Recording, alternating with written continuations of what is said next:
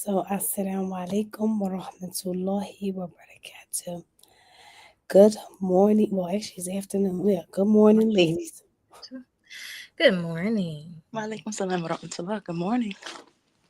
So, today we're here to discuss parenting, autism, and resources that you can use in the community to get some services that you might need to assist you with your children that may hopefully be helpful to anyone who may be struggling with your children, inshallah. So I'm going to turn it over to my beloved sister in Islam and my mother, I mean, my brother, my sister from another mother and father, you know. So, alaikum. Absolutely. Assalamu alaikum warahmatullahi. So today we have a very, very special guest, Sister Sayira. And we have something in common, which is actually how we kind of cross paths. So I have three children on the spectrum or who are autistic. I have two young girls and a young boy. So I know all about how to navigate life with children on the spectrum. And I want to invite Sayira to discuss some of her challenges, some things she has discovered as a fellow mother of children with autism. And I will let her tell her story. And first, I want to ask for you to just share a bit about your journey. Good morning, everyone. So I have two sons who are on the spectrum. Their ages are 5 and 4. And when he'll be 6 in December, well, on the 30th. When he was about 18 months, or probably a little sooner than that, he was maybe 15 months. I started having the idea that there was something a little different about him. And I started watching YouTube videos. What does this mean? And having the background of being a social worker, I had a little knowledge about autism. And I said, I think he's on the spectrum. I'm going to have him evaluated. So I had him evaluated. I was pregnant at the time with his brother. And they gave us the formal diagnosis when he was 18 months.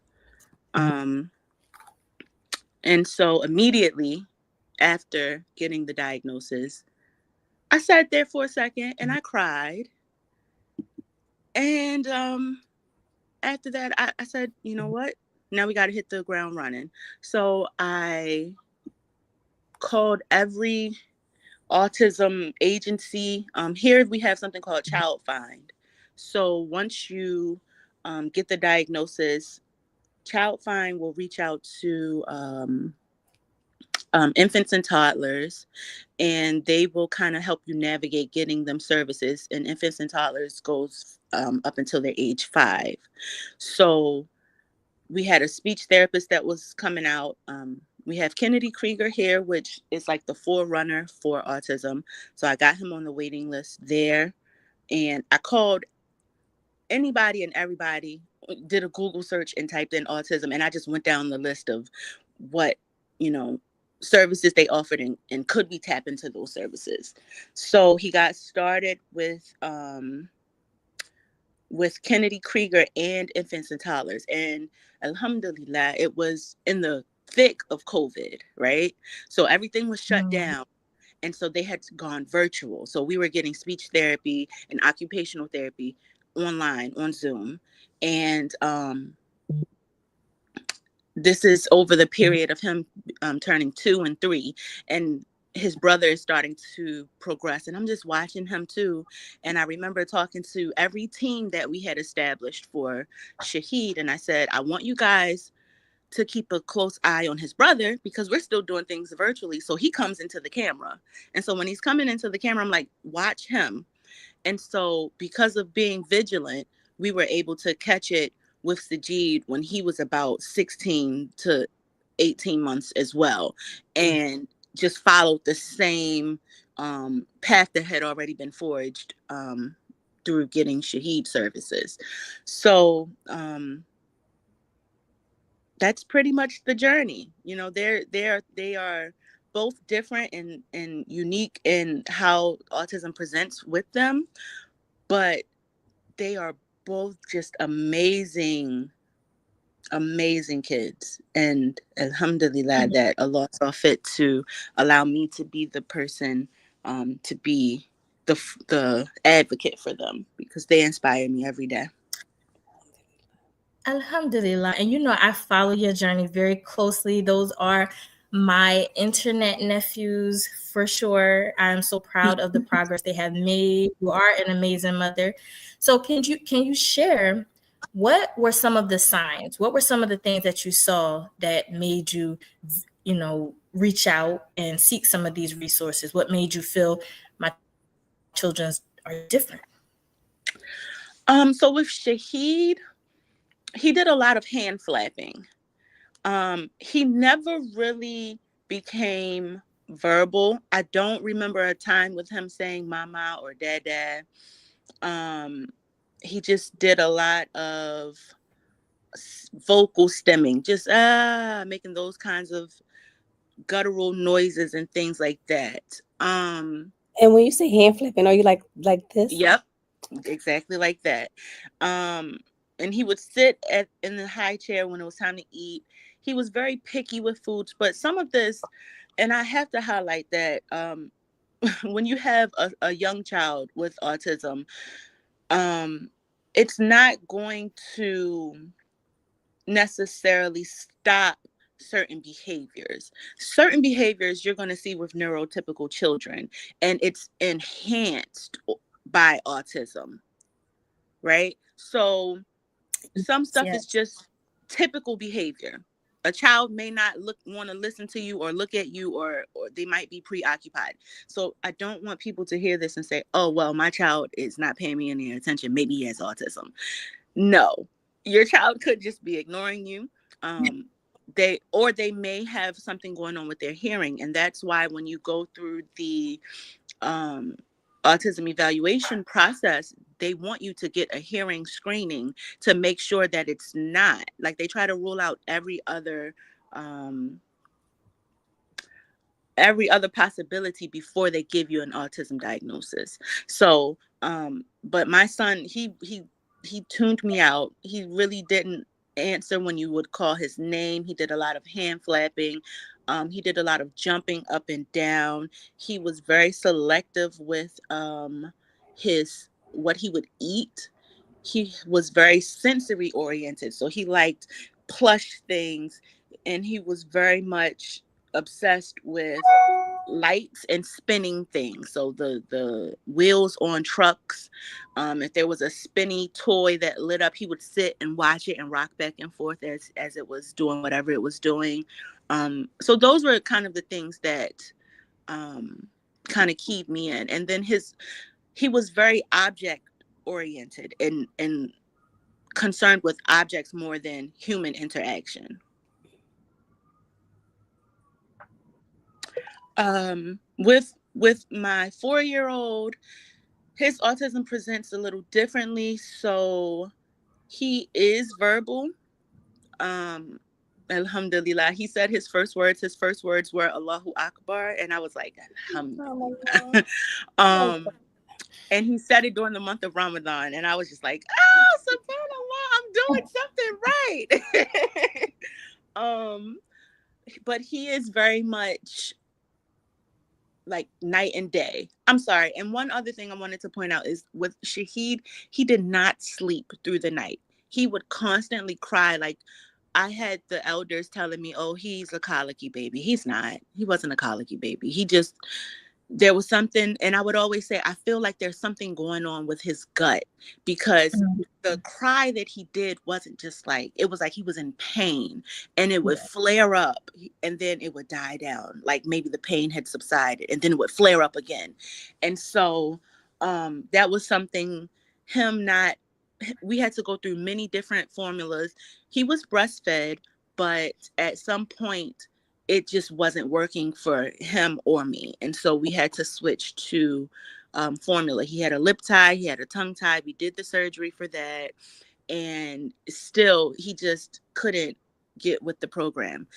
So we made the decision to switch to formula. And then that was just this whole whirlwind because it seemed like there was something going on with his gut. And eventually he was put on soy milk. That didn't work. Then he was put on like Nutramigen for toddlers, with it, which is like a formula for kids who have milk allergies. And then one day I just said no more. And I took him off of gluten. I took him off of milk. And we became a gluten-free household. And anything that I could think of that seemed to have an adverse reaction, I just took it out of here. And then I had him allergy tested. And one of the first things that popped up was that he had a milk allergy. And I said, Alhamdulillah, that I made that decision. And when we took him Yeah. to the pediatrician, she goes, well, who told you to take them off of gluten? I said, I did. I did.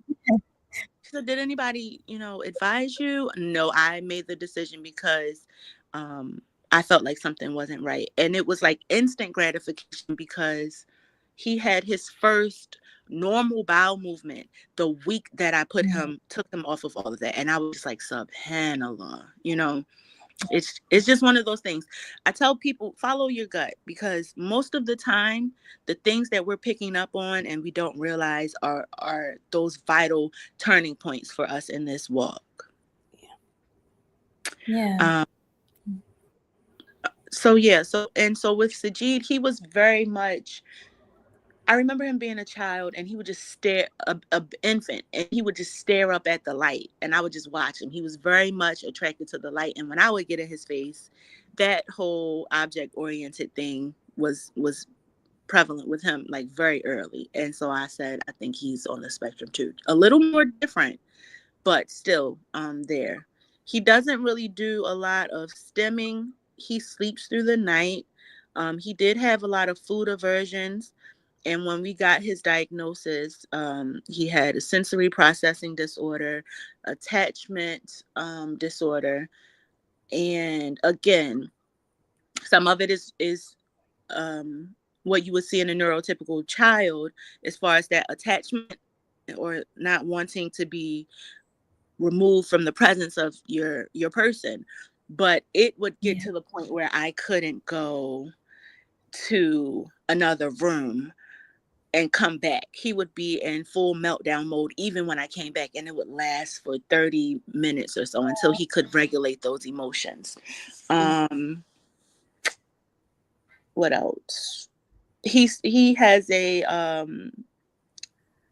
an attraction, extreme attraction to spinning things and light up things. And you'll see him, he gets very excited when he sees um, top spin and wheel spin and the lights on the ambulance or the firefighters or the police cars. He does a lot of echolalia, repeating things over and over that may not be relevant or pertinent to what's going on in the surroundings. Maybe something from a learning video that he heard. He might just keep repeating it. And I want to say he had a food aversion as well. For a while, he would only eat crunchy things. But now we're getting to the point where he's starting to explore. So yeah, I think Alhamdulillah. yeah,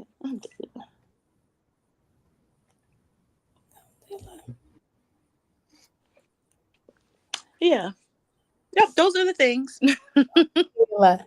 So and I know like that has to be a lot for you over the years, having two autistic children and just I mean, even though no child comes with a handbook, like I don't care who you are, but I know there's additional layer of challenges that may come with it. So how are you handling your like emotions or doing self-care with, caring for them also? Like what are some things you do for you? Um. So,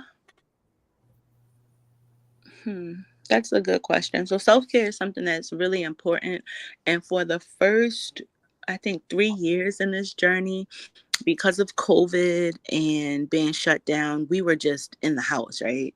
And then at that Yeah. time, I was like a full-time stay-at-home mom. So my self-care consisted of me going into another part of the house and giving myself that moment, or taking the trash out, um, just getting a change of scenery, even for a few minutes, to just breathe and have that moment where I'm not hearing, children stimming or being poked and prodded or climbed on, because regardless of whether you have autism or not, we all have sensory needs, right? We can all be overloaded where we don't want to be touched, or we don't want to be called or needed, or just we just want to sit in that moment and breathe.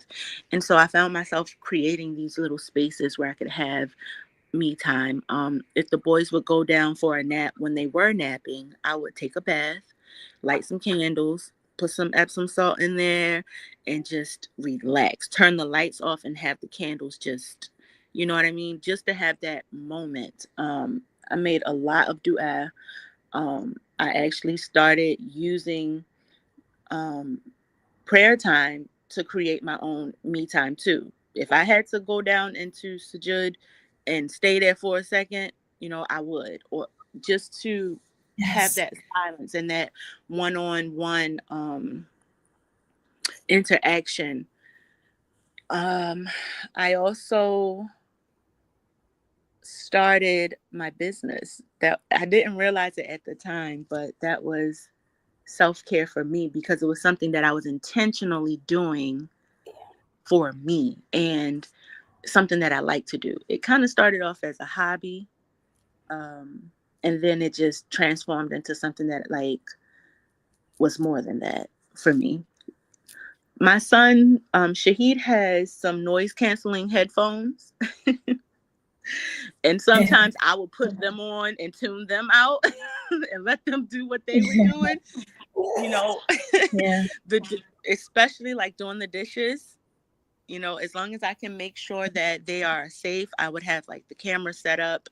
Um, I have like door chimes to make sure they can't get out of the house, and safety gates put up. So as long as they can't get into anything, I will put those headphones on, do the dishes, and it was so therapeutic. You don't understand. A lot of people don't understand how therapeutic doing the dishes can be, because you start off with this problem, right? You have these dirty dishes, and it's something tangible that you can fix with your hands. By the time you're finished, like, the problem is solved. And I do my best thinking when I do the dishes, to be honest. Um, That's real. Alhamdulillah. I think that's so important to have self care, and I'm amazed at how similar our self care tactics are. Being a mother of children with autism as well, so I have my own noise canceling headphones that I mhm, put on sometimes. Even when I'm right in my children's faces, it minimizes the noise. absolutely. I don't think people understand the magnitude of that at times. So I'm glad you explained it. That we're humans. Everyone has a tolerance to noise. Everyone. So Mhm, imagine being in a home where children are constantly sensory seeking, and the way that they express themselves is through noise, and the way that they feel comforted is through noise. And I also love putting on my headphones. Sometimes I like to play a lecture, sometimes it's silence, but most of the time it is like a lecture or reciting, and I have my mhm, headphones on and I'm just literally washing the dishes. So I mhm. love to hear that. Or folding clothes. Laundry. We have a love-hate relationship. Yeah. We do. Like, I can wash the clothes. They don't always get folded when they come out of the dryer. But if I have, because, with these children, when I fold clothes, if I don't put them away right away, then they just come and throw them up in the air like we're having a party. And then we got to start the process all over. But when I get a moment and maybe they're asleep, or They're not here. If I put my headphones on and I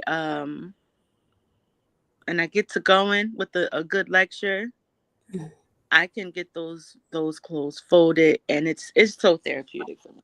Yeah. Yes. Alhamdulillah, 'cause they start throwing them up like a party. But I did want to ask another question because you had mentioned stemming, right? Mhm. Some people may not know what that actually is. Can you expound upon that? Like, what is stemming? So stimming is short for like stimulating behavior, right? So it's when you have a child with autism, there's inputs and outputs. So with the sensory input, that's going to be something that's how their brain is processing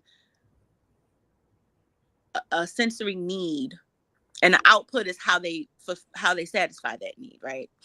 So for my sons, stemming, a vocal stemming, where he's just or yelling, or with Sajid just repeating things over and over. A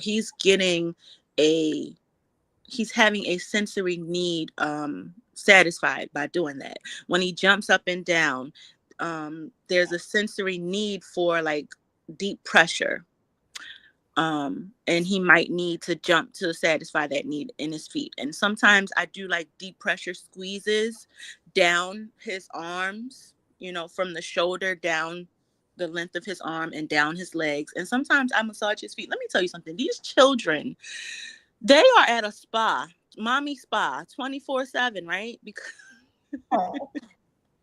Because the amount of deep pressure squeezes that they get, my Shahid loves head squeezes. And one of the things that we discovered on this journey, he had gotten a scan of his brain done. And when Shahid was born, the umbilical cord was wrapped around his throat twice. His heart rate had dropped, and the doctor at the time was saying that if we can't get him out, we're gonna have to do a C-section. We got him out. But when he was born, he didn't have any he passed the test that they give you when the baby comes out. He wasn't stunned or anything like that, but the fact that he had lost oxygen, caused me to ask for us to have a brain scan done. And when they did the scan, they found that he had dead white matter in his brain that can be consistent with autism, but there are people who have the same problem and don't have autism. So alhamdulillah, Allahu alam, we don't know if that was the cause of it or not. But sometimes that can cause him to have headaches. And so he might come and grab my hand and put it on his head, and I know that he wants some deep squeezes. So I'll give him a little bit of ibuprofen, and I'll commence with the spa treatment of the deep pressure head squeezes and massaging his scalp and all of the things. Yeah. What was the question? Let me add that that can also be one of the signs of a child having autism. And just like you said, if your child takes your hand and guides you somewhere or to something, doesn't mean your child has autism, but that is one of the signs to look for, that if your child is struggling to actually speak, Mm-hmm. but they are very aware of what they want, and they can show you what they want, and they could take you to what they want, and they could take you to what they need, and they could show you on their body. It could be a issue with it could be autism. So that's one of the things to look for too. It could be, and also, or it could be a speech delay, because I don't I don't want people to look, oh, he's pointing, he's doing this. Well, That I could be. gave the disclaimer. Yeah, that's why at the Yeah, beginning I said it doesn't mean yeah, they have autism. However, but if everything's aligning and it's that right. and that had it in there, then it's a high chance of being autism. So if your child is stimming, if your child is sensory seeking, and your child is taking your hand over hand to communicate, the chances increase that it could be autism. If your child's not looking at you, not making Yeah. eye contact, not responding when you call their name, and there's no hearing deficit, yeah, Yes. yeah. So just make a list of things, Yeah, you make know. a list. And that's why it's important to also get services. So I'm Hmm. glad that you did point that out, Sayira, that it could be a delay. Like literally all these things could line up with the delay. But then when you start services, what will happen is you will see those things change. Hmm. Whereas a child with autism, it might not be so quick to change, even though Hmm. they can have progress too. But when your child most likely doesn't have autism, but that you see all these things, those things will be alleviated. Hmm. Yeah. Absolutely. You were about to ask Yeah. what was the original question. It was, what is stemming? Oh, sorry, y'all. Oh, right. Oh no, you're fine. um so yeah, I think I hit them. They're stimulating behaviors to address a sensory need. Yeah. I know for my children's stemming, and just like Sayer was saying, stemming is different. There's not one way to stem to the point that people who are not autistic stem. So if you Hmm. find yourself doing things like this, that is stemming. If you find yourself tapping a pencil, that might be stemming. Hmm. Doesn't mean your child has autism because they do something to have a sensory input. Is just Mm. one of the things that children on the spectrum tend to do. Twirling your hair, you know, Yeah, that's stemming. Yeah. picking your fingernails. If you do that consistently, just drumming your fingers, any of that stuff. There's an input and an output. You need something, and that's how you satisfy that need. Oh yeah, because I like Yeah. sticking my nails inside my nail. Yeah. I be doing it like and then I just run the nail underneath it. I don't know. Uh-huh. Feels Yeah. Yeah. like, I find that I do this yeah, like when I don't even know what I'm supposed to do. I think it's when I'm focused. Yep. I just do this. It does for me, but I just rub my fingers together. and don't let the nail come off. Oh goodness, I'm gonna have a field day. I'm gonna start messing with my earlobes. I haven't done this in a long time. I used to wrap my hair around my earlobe and then stick it inside my ear and just like don't ask me why. It feels so good to do that. But I do sometimes stick my thumbs through my fingers or my earlobes through my fingers. Feels good. It's something about my hands. Mm. Mm-hmm. Mm-hmm. It's calming. Yep. So So we know there are some. So can you take a moment to express some of the upsides, I would say, some of the things that you have found very pleasing having children with autism, and then some of the challenges that you have found? Okay. So in my house we celebrate everything, right? Any accomplishment we partying. And those for those people who follow our journey on Facebook, every time there's something worth celebrating, I bring it to the Facebook aunties because we're gonna celebrate together. I don't care if that means you go and get, you know, a pack of fruit snacks or some halal marshmallows or whatever. If you doing it with the intentions of celebrating what your nephew just did, we partying, okay? And Yeah. so I tell people all the time, celebrate everything and I celebrate everything because when we got the diagnosis, I had to give myself the space and permission to grieve the life that I envisioned for both of them, right? And so that's why I sat and I cried. And then a few minutes later, I got myself together and I said, okay, we are going to make the best of the life that he has, whatever that looks like. Right.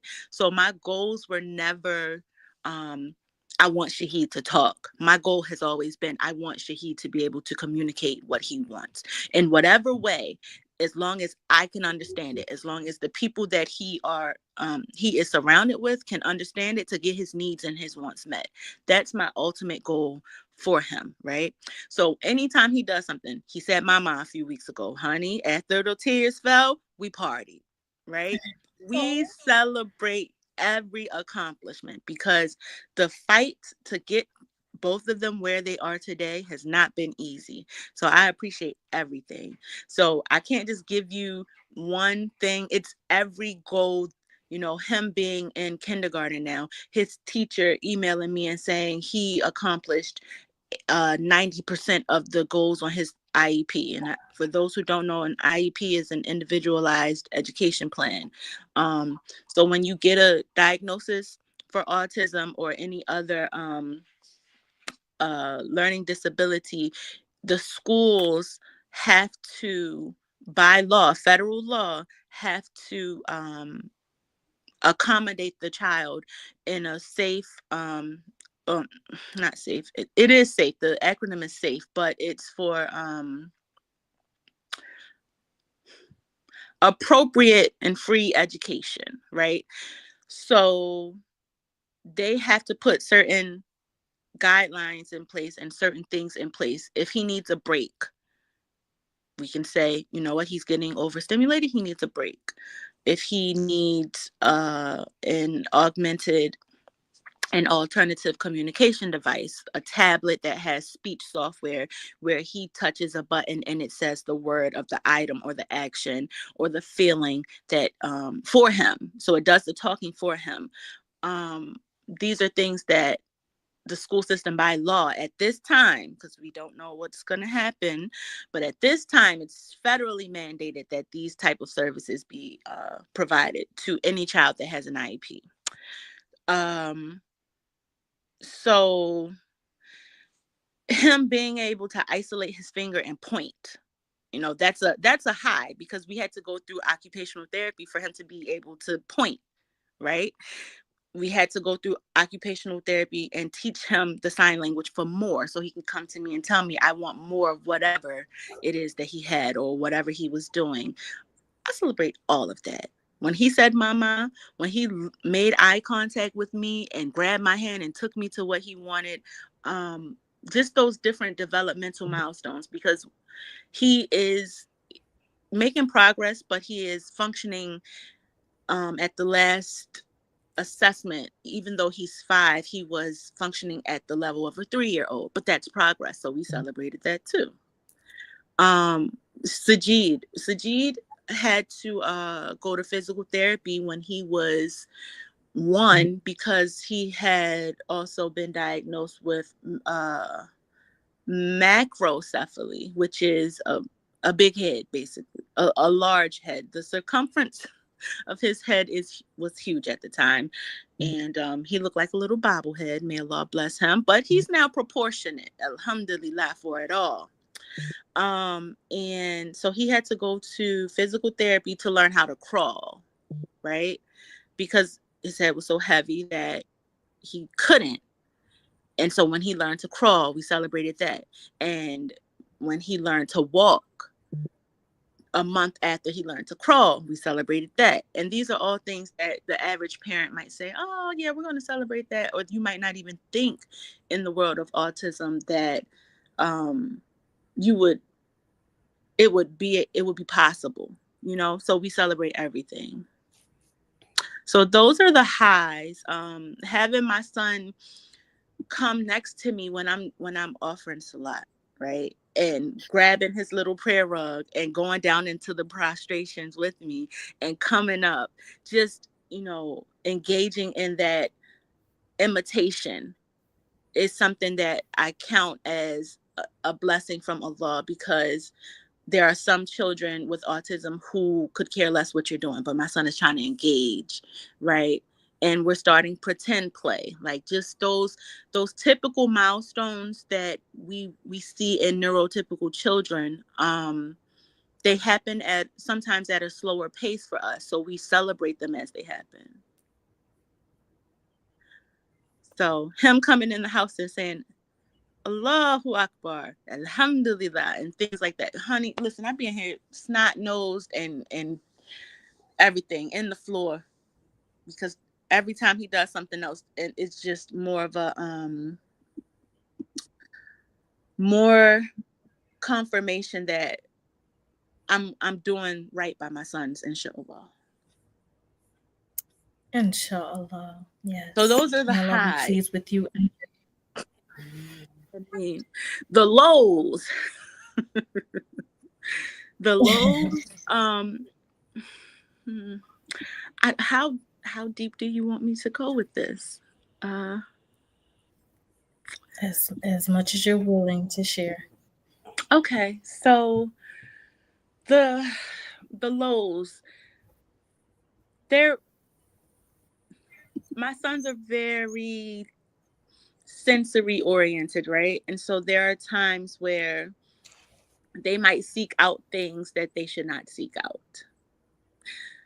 Waste, human waste, and those textures, and trying to get their hands into their pampers, and that type of stuff. Now, alhamdulillah, I've been able to nip that within the last few years, but there at one point was a time when there was like fecal smearing and stuff like that, and Yeah.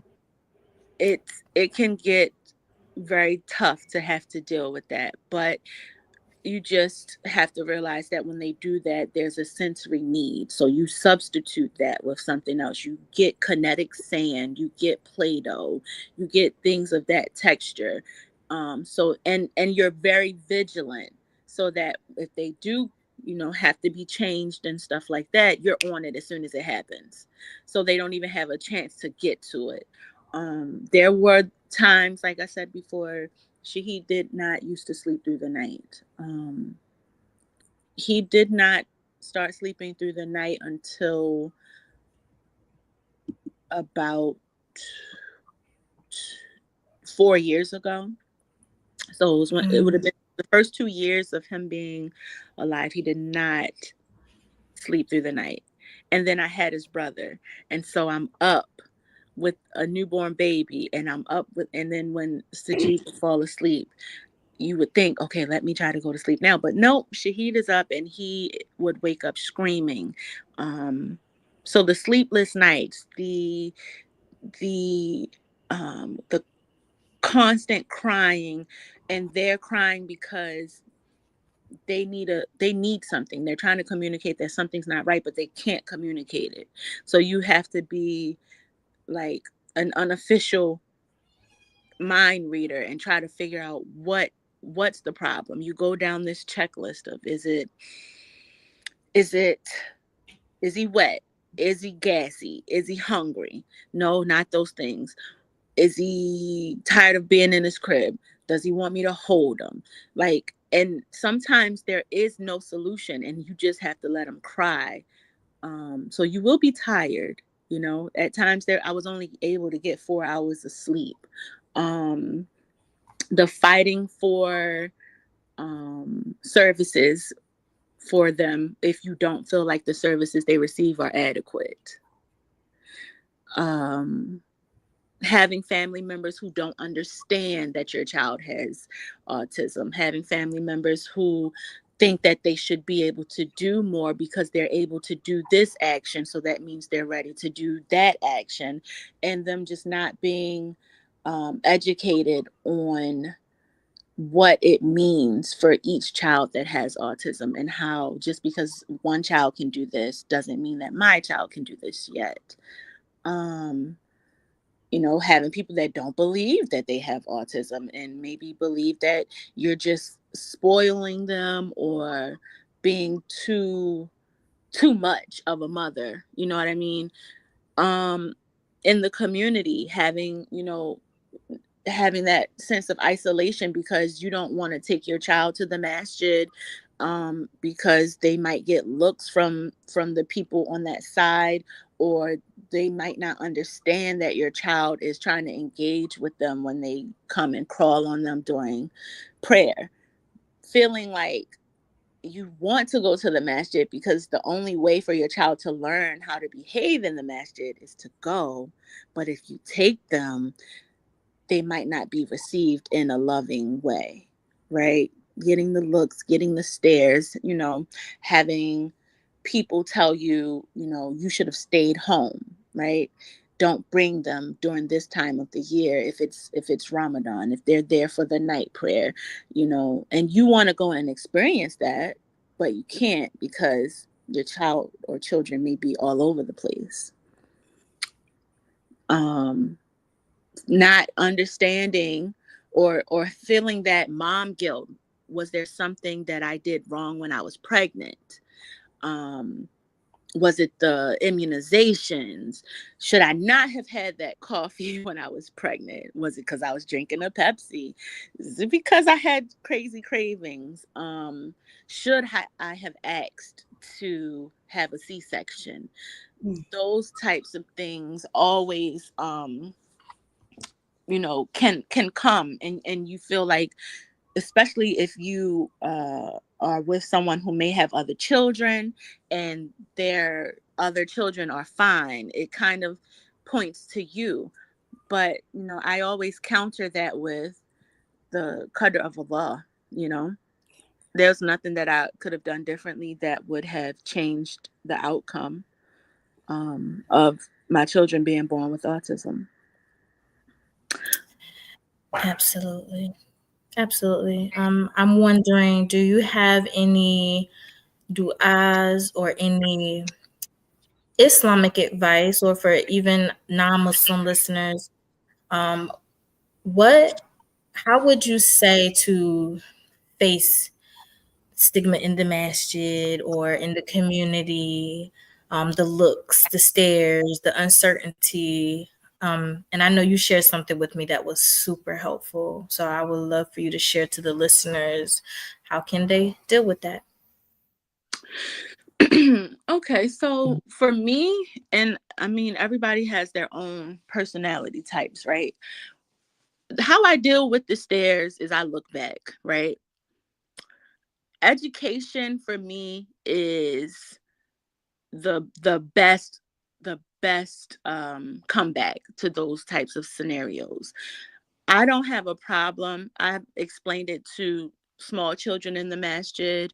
When Shahid was born, he wasn't able, this is what happened. These are the types of things. Allah saw fit that, he does not, inshallah, have to fight to get to paradise, right? Because we know that for those who the pen is removed from, inshallah, they are going to Jannah, right? So the best advice that I would give for those in the Muslim community is to make peace with that. You know, I tell my family and my friends all the time, inshallah, we know where the children are going. We just have to fight to meet them there, right? And so it gets hard, but I always ask Allah for protection um, for my children, from all harm, even if it comes from me. Um, and I ask that He would allow me to meet them in Jannah and be reunited with them in Jannah, because inshallah, that's where they're going. um, so the best advice that I would give is to just keep that in mind. It's gonna get hard, but for us, we know that they are going to paradise, inshallah. So do your best not to cause harm to your child, so that on the day of paradise you could be reunited, because Allah chose us to be the caretakers of them, right? And they may be the reason that we are able to make it to Jannah, because of how we treat them here. Inshallah.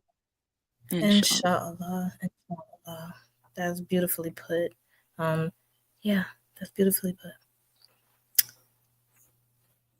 Sister Zafir, do you have any follow-up questions that you may not have heard from Sayera or even from me, Well, regarding this topic?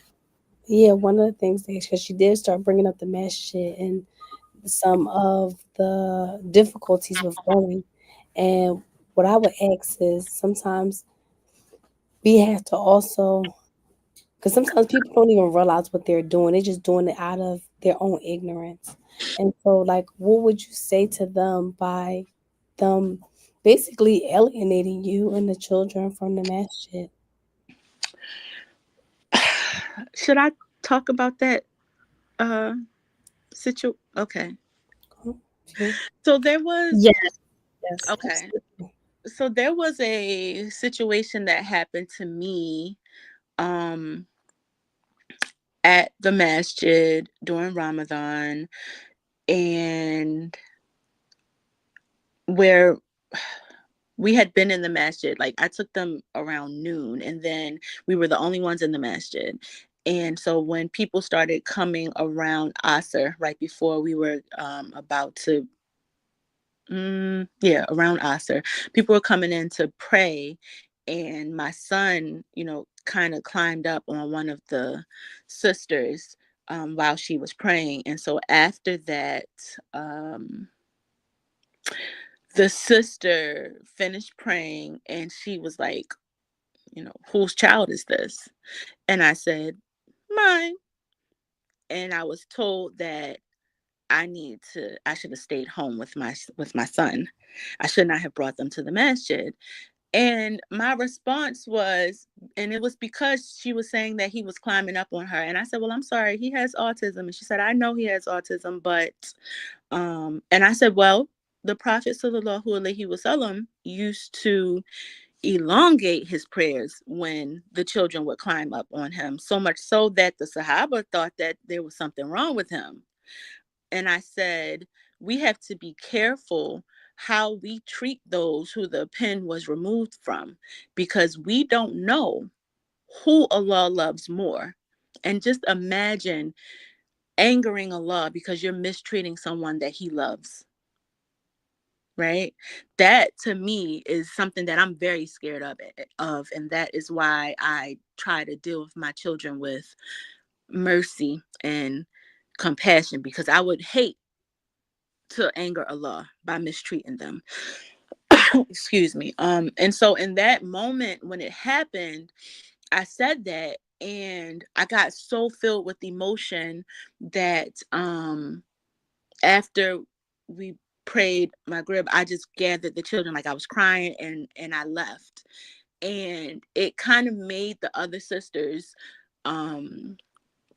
very upset. And it was to the point where there was an announcement that was made about it. Like, no one has the authority to tell someone who can and cannot come to the masjid, right? The masjid is Allah's house. And so the administration, handled it beautifully at the time. And this was not a sister like from the community. Like, I try to make excuses.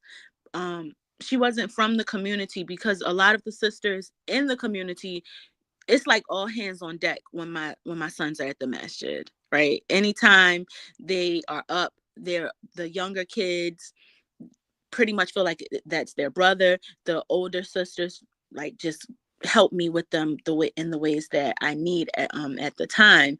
It was just, someone from a different community who comes every now and then. And so I think educating people. I do know that the imam did have a talk, I think, over the summer about dealing with kids or adults, with special needs. And I think that's important. Just educating from Quran and Sunnah, from the resources, from the dunya that don't contradict Islam, about how to deal with our community, and just being compassionate. If you have, think about how you would want your loved one to be treated if they came to the masjid. So I think that's pretty much how I deal with it. I don't have a problem explaining, what is going on. I don't shy away from talking about it, because it's the reality. Wherever we go, there we are, right? So this is what you're going to get. And I think that I won't deny anybody the blessing of being able to interact with them, or, maybe inshallah getting blessings for having kind treatment towards them. But I'm going to educate you on how to do that. Absolutely. Totally agree on it. Do you have any resources or books or apps or things that have been beneficial to you that you would want to give to other people? Yeah, so I think that for those who are not sure, you're like teetering on there, does my child have autism or is it something else? You're going to want to use Google for your area and look up autism evaluations. Google can be your friend sometimes. Now, don't use Google to diagnose your child, right? Stay away from Dr. Google. But in terms of resources, if you think that there's something a little different about your child, if they are delayed in speech, if you have seen them making progress and then one day that progress stops, like if they had started doing syllables depending on their age, if they have started saying mama, dad, dad, and doing all of those babbling, and then they stop, or they stop making eye contact, things of that nature, you can look into the resources through, like, if you have infants and toddlers in your area. Most states have infants and toddlers, right? Or something equivalent. Yeah, because So I had got both of my children speech therapy before, and they were called infants and toddlers. yeah, so you're going to want to look into your areas, contact your area's infants and toddlers, and so that is for children up to age 5. If they are over the age of 5 and they are in school, you're going to want to talk to the you can talk directly to the principal there and let them know that you would like to have your child evaluated for autism, and they'll call a meeting.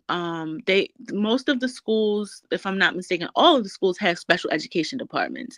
I say go to the principal because I don't know what the official person in the school would be, but they would know. So you can tell the principal at that school, I think my child may need some services, might need to be evaluated for autism, and they can kind of start that. And in Maryland, where I am, there's a clock that starts ticking the moment that you had this conversation. There's like 45-day time frame from the time that you reach out to infants and toddlers.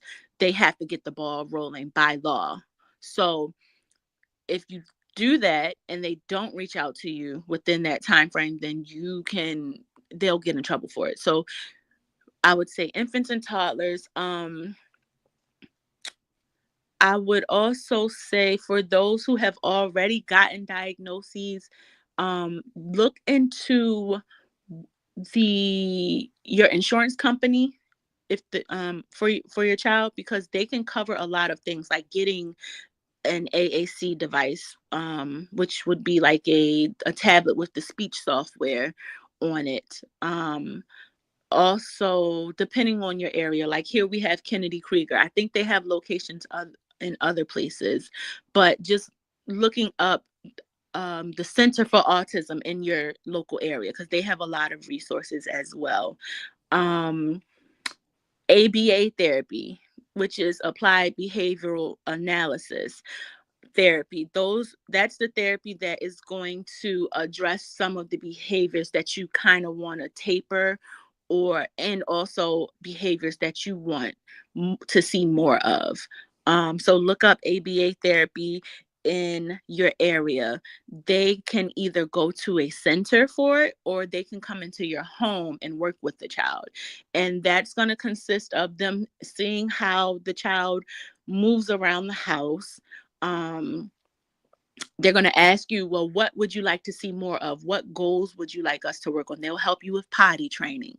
They'll help you with how they should be maneuvering at when it's time to eat, how they should ask for things, just all of any behavior that you can think of that you kind of want to modify or eliminate, they will help you with.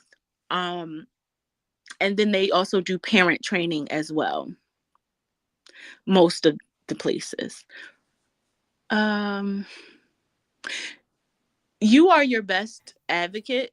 You are your child's best advocate, and every person that you talk to for services is going to ask you, how do you know, or what types of things are causing you to think that your child may have autism. So I think that you should also be looking into some self-care things for yourself, you know.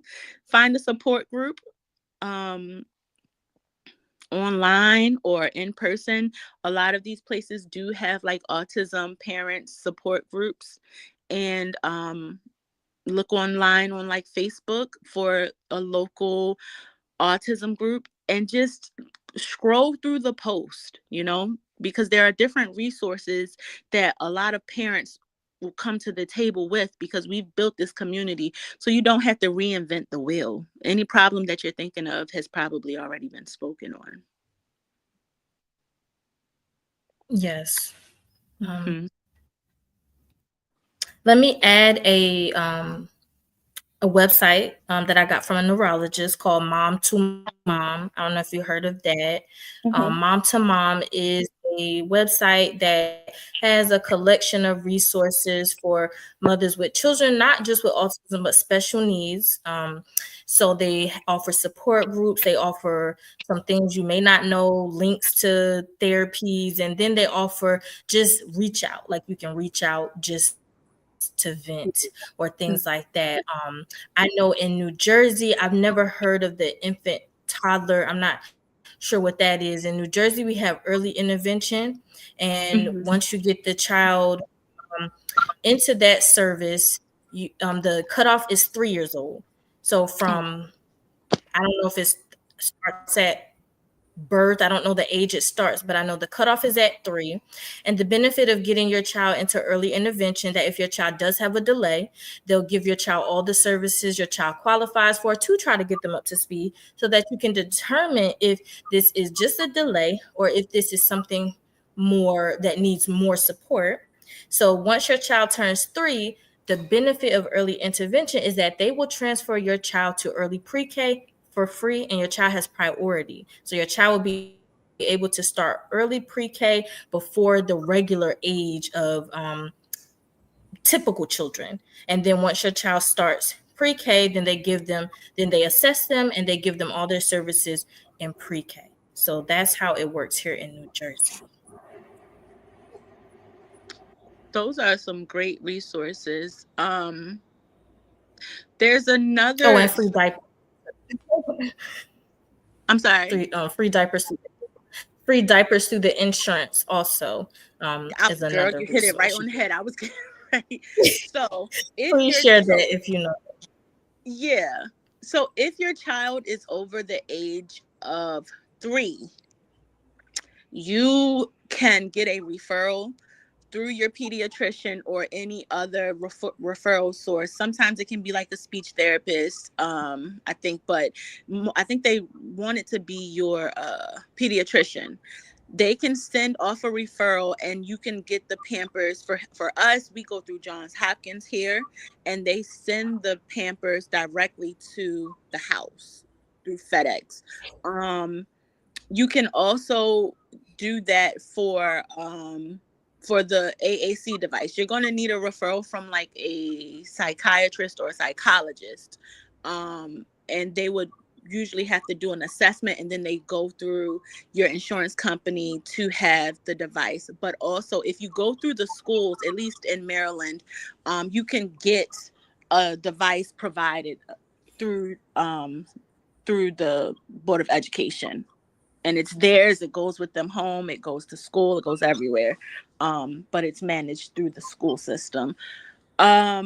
There's also a company called the Big Red Box.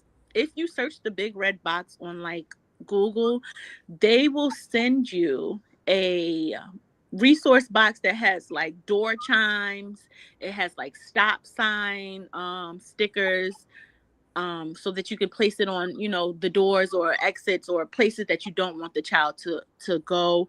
Um, and the purpose is to kind of like create a safe space in the house, so you don't have to worry about elopement, because in this community more recently there have been a lot of drownings. Children with autism are very attracted to water, right? Very attracted to water. And so a good resource is to put your child in swim lessons. As of now, drowning is the number one cause of death in the autism population, and it doesn't matter what age.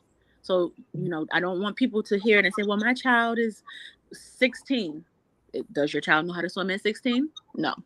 Think about getting them into swim lessons. And when you're calling, you're going to be asking for those who can work with children or teens with autism, or even adults. Maybe you need to go and learn how to swim. That's a real reality, because if they can't, maybe you need to jump in. Also, angel sense, the GPS tracking system, because we do see a lot of elopement in our community where children may wake up in the middle of the night and leave the house. So that's why it's important to have cameras and an alarm system or something set up so that you can hear when they're leaving out of the house. And then the tracking system, so that you can locate them. Now, it doesn't necessarily have to be Angel Sense, because I know you have to pay a subscription fee monthly for them, but just something with a GPS location component to it. You can look on Amazon. I think Baltimore County here has started like a program where Baltimore County Police has started a program where they will give you a tracking device and monitor it, but there are certain stipulations. So just looking up those types of things in your area or on Amazon or on Google will definitely help. Mashallah. Mashallah. But I don't have any more questions here. Yeah, I have no more questions. I definitely just found the link to the big red box. I'll be looking into that myself. May Allah reward you. Amen. And if anybody females, of course, wants to reach out to me on Facebook,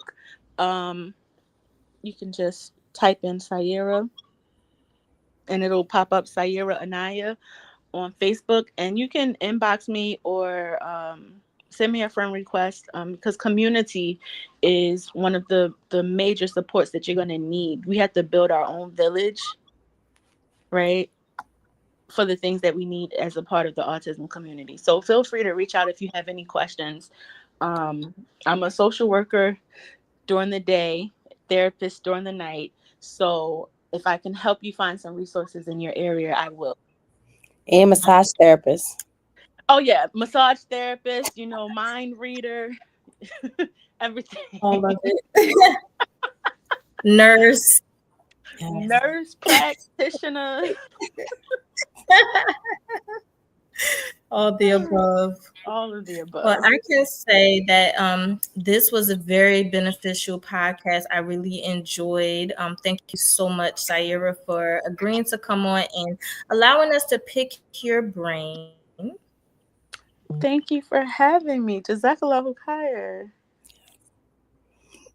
So subhanaka Allahumma wa bihamdika wa ashhadu an la ilaha illa anta astaghfiruka wa atubu ilaik. Assalamu alaikum. Wa alaikum salam wa rahmatullah. Wa alaikum salam.